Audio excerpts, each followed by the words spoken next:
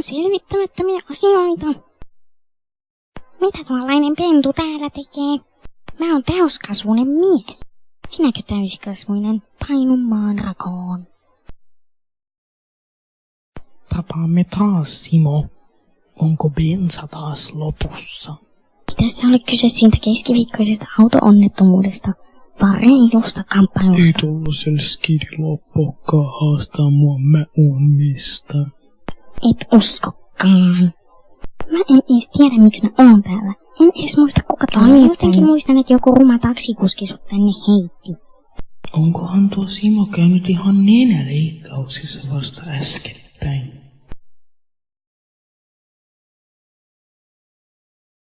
Haiseeko täällä pasta? Ei saa puhua rumia. Eikö se heidän mielestään tuoksukaan hyvältä? Se on parfyymiäni.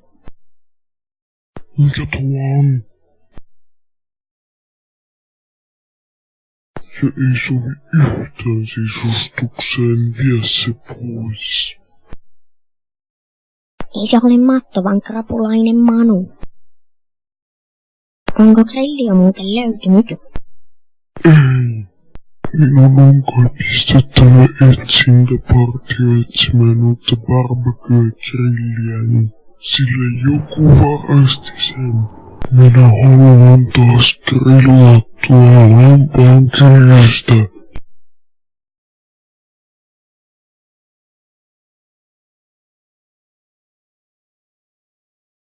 Kuules Risto, minä aion kampanjalla todistaa, että silmäni säihkyvät paremmin kuin sinun ja aion työntää pääsi maan alle, ettei kukaan näe sinun silmiäsi.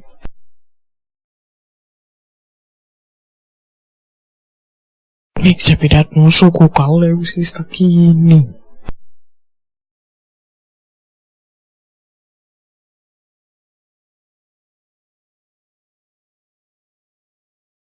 Oh my god! Itses kehtaat. Hei, sole ja saa lihaksia. Hiljaa nainen.